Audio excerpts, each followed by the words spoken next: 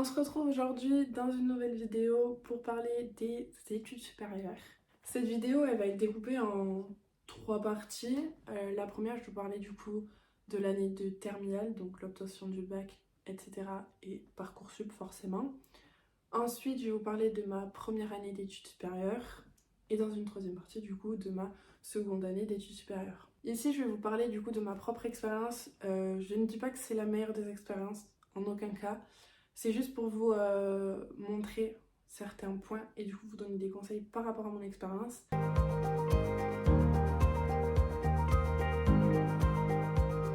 J'ai fait une terminale générale avec en première spécialité maths, physique, SVT et en terminale j'ai abandonné ma spécialité de maths pour faire un bac SVT physique. Mon année a été l'année Covid et nouveau bac, donc on n'a pas connu en fait les épreuves de bac à part celle du grand oral. C'est la seule épreuve que j'ai passée de mon bac. J'ai réussi à obtenir mon bac avec une moyenne assez bien, je crois. Et du coup, pendant cette année de terminale, on a dû faire un Parcoursup.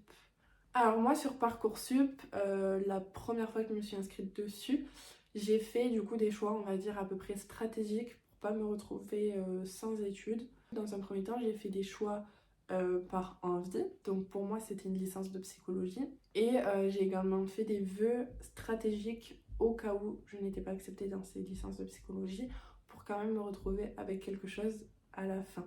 Au final, je me suis retrouvée avec une licence de sciences de la vie. Donc pour ma première année post-bac, j'ai fait une licence de sciences de la vie. Pour moi, ça a été un choix par défaut, cette licence. Je vous déconseille fortement de faire des choix par défaut ou alors des choix par défaut qui sont à minima stratégiques parce que pour moi, ils ne l'étaient absolument pas. Donc, qu'est-ce que j'entends par stratégique? Renseignez-vous sur les passerelles qui existent d'une licence à une autre. Pour moi, par exemple, si j'avais su plus tôt, j'aurais accepté STAPS car il y a une passerelle entre la licence de STAPS et la licence de psychologie. Selon moi, on est très mal informé sur ce genre de choses, donc sur les passerelles qui existent entre les licences. Du coup, après cette première année que je n'ai pas finie, j'ai fait que la moitié d'une année, j'ai fait qu'un semestre. Je me suis réorientée, donc je me suis réinscrite sur Parcoursup. Donc, réorientation dit que vous n'êtes pas prioritaire. Forcément, c'est ceux qui viennent d'obtenir leur bac qui sont prioritaires. Moi, du coup, sur cette année-là, je me suis dit, quitte à vouloir faire de la psycho, demande que des licences de psychologie. Du coup, j'ai fait ce choix-là parce que j'en avais ras-le-bol. Du coup, à la fin de la première phase des réponses de mes vœux Parcoursup, j'étais en liste d'attente sur tous mes vœux. Ce qui m'a emmenée jusqu'à la seconde phase Parcoursup.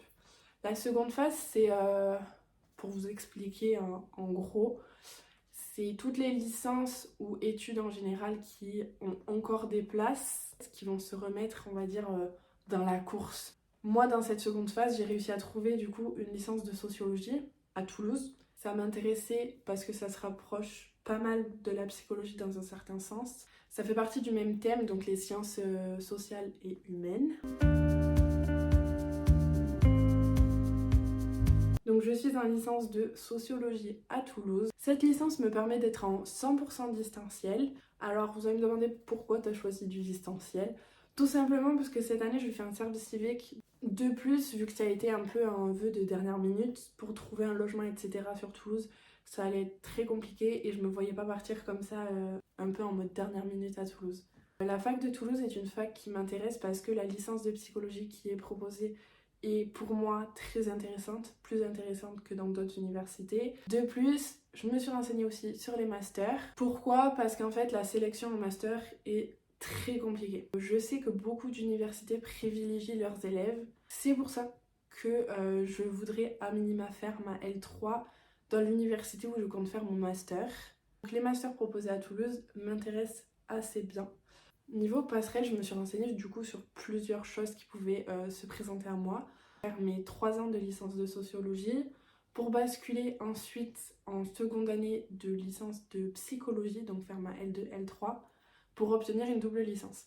Oui, c'est très long, donc j'ai essayé de trouver une option un peu plus courte. En ouvrant un 3e Parcoursup pour demander que des licences de psychologie, donc oui en première année, donc ça me viendrait à me raccourcir un petit peu. Encore faut-il être prise parce que, encore une fois, je suis pas du tout prioritaire. Donc, encore une fois, je me suis renseignée sur d'autres passerelles possibles. Du coup, j'ai contacté ma fac pour leur demander qu'est-ce qui pouvait se présenter à moi pour aller en licence de psychologie. Je leur ai demandé si c'était possible de passer donc de ma LE en sociologie à une L2 psychologie. On m'a dit que non. Du coup, en refaisant ce Parcoursup, j'ai vu qu'il était possible à Toulouse de faire sciences de l'éducation qui nous permettait d'avoir une mineure psychologie.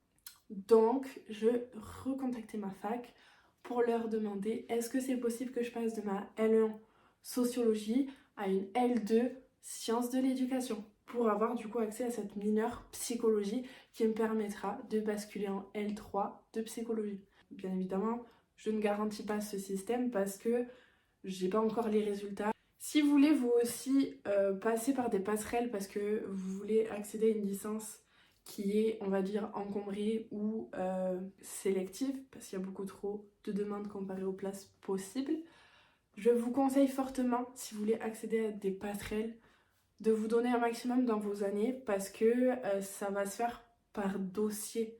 Donc s'il y a quelqu'un qui a un meilleur dossier que vous, forcément il sera pris en priorité comparé à vous. Que ce soit de par les appréciations des professeurs ou par vos notes ou par ce que vous faites en dehors. Comme moi par exemple qui fais un service civique, je sais que ça rajoute des points on va dire. À noter que beaucoup de licences regardent forcément les notes et vos dossiers on va dire scolaires, mais ils regardent aussi énormément ce que vous faites à côté.